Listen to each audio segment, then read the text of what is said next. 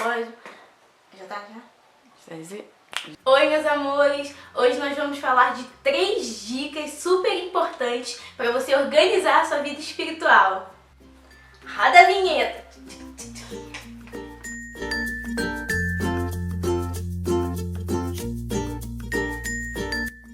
Tem gente que trabalha, tem gente que fica o dia inteiro dentro do ônibus e o único minuto que tem para escutar um louvor, para ler a palavra, são esses momentos. Aí você fica lá no ônibus.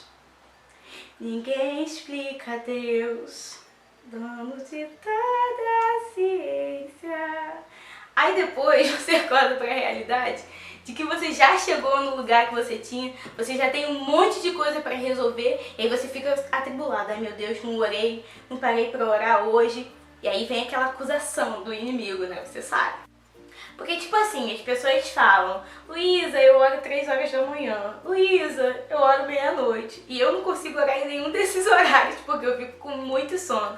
E eu pensei, eu tenho que imitar essas pessoas ou eu tenho que fazer uma organização pro meu tempo? E que se adapte à minha realidade. E aí eu lembrei de Daniel, que tinha um alto cargo do governo, tinha várias responsabilidades e conseguia orar 3 vezes por dia. E eu só faço faculdade, eu não trabalho, só tenho matéria de carvalho e não consigo fazer isso. Por que, Jesus? Por que, Senhor? Dica número 1. Tenha Deus como preferência do seu dia. Porque talvez você não tenha tempo de ficar meia hora no seu quarto, parada, orando.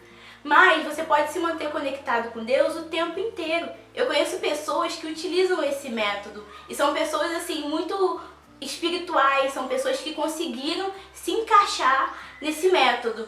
E hoje em dia que a gente desfruta da graça de Jesus, que a gente pode falar com Ele o tempo inteiro, é muito bom pra gente saber que a gente pode ter louvores no celular, que a gente pode ter a palavra no celular e que a gente também não pode esquecer de ter a Bíblia física, né? Por favor.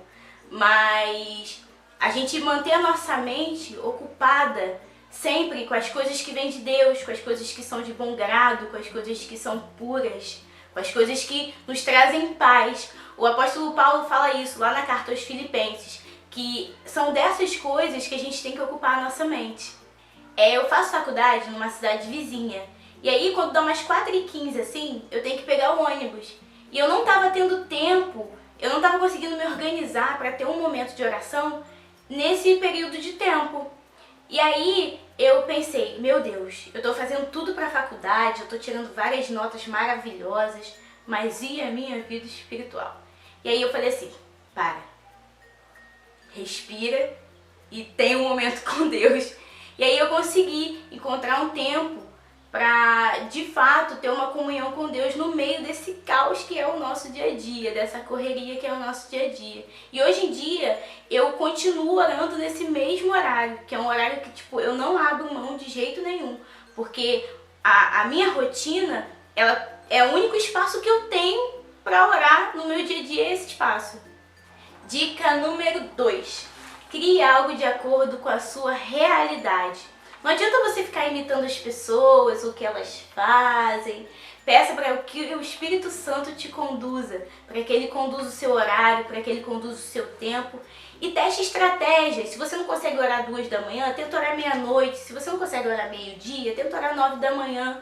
E vá se adaptando, vá fazendo coisas que se adapte também à realidade que você vive. Aquilo que você precisa fazer, a necessidade que você tem de estar com Deus, mas também não caia numa religiosidade de tipo, eu só oro às 3 da tarde, eu só oro às 9 da manhã. Fique em oração em todo tempo, orai sem cessar. Terceira e última dica, e não menos importante, pelo contrário, super importante, porque os últimos serão os primeiros. Se você faz algo que tira a sua intimidade com Deus, que prejudica a sua intimidade com Deus, se há compromissos, se há prioridades que estão acima de Deus, tome muito cuidado de verdade. E por isso, a leitura de hoje fica lá no livro de Filipenses, no capítulo 3, no verso por número 7. Mas o que para mim era lucro, isto eu considerei perda por causa de Cristo.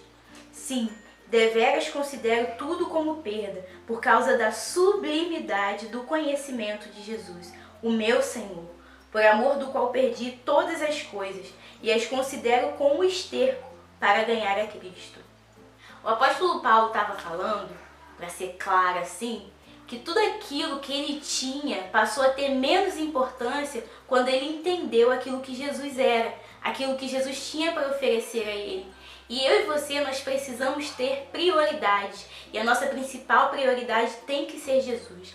Jesus em primeiro lugar, Jesus em segundo lugar, Jesus em terceiro lugar, Jesus em todos os lugares. Porque a palavra diz para a gente buscar primeiro o reino de Deus e a sua justiça. E todas as outras coisas nos serão acrescentadas. Então, se você trabalha, se você estuda, se você tem compromisso com a sua família, se você tem compromissos na igreja, tenha confiança de que o Senhor cuida de todas essas coisas e que tudo aquilo que você faz para Ele é muito mais importante do que aquilo que o mundo oferece, do que conhecimento, do que estudo, do que você ser uma pessoa bem informada, uma pessoa bem formada. É muito mais importante a presença de Deus. A gente entende quando a gente conhece verdadeiramente Deus que Ele está acima de todas as coisas de nossas vidas. E por isso a gente consegue ter uma vida organizada, a gente consegue ter uma agenda bem executada, porque é o Espírito Santo que nos conduz, porque é o amor do Senhor que nos alcança, que nos constrange a estar sempre olhando para Ele como foco, principal objetivo de nossas vidas. Então, recapitulando, crie coisas de acordo com a sua realidade, tenha Deus como sua preferência e não deixe que nada mesmo te afaste dele. Então vamos orar nesse momento para que essas palavras não sejam só palavras, mas que sejam fatos e que sejam verdades em nossas vidas. Pai, nós te agradecemos, Pai, por todas as palavras que foram aqui ditas. Pedimos, Deus, para que essas palavras, elas sejam, Pai, de fato, atitudes em nossas vidas. Que a gente consiga colocar em prática, que o Teu Espírito Santo organize o nosso tempo, que o Teu Espírito Santo, Pai, conduza as nossas preferências, aquilo que precisamos, Pai, ter como prioridade em nossas vidas. Use, Pai, a nossa agenda. Senhor, determine, Pai, as coisas que nós vamos fazer, para que a gente não viva, Pai, para esse mundo, mas que a gente viva, Pai, de acordo com a Tua palavra, de acordo com os Teus desejos. Que o nosso tempo, Pai, seja Teu, que as nossas atitudes, Pai, sejam Tuas. E que assim, Pai, a gente consiga ter uma vida, Pai, organizada, equilibrada, Pai, para a honra e glória do Seu nome. Em nome de Jesus. Amém.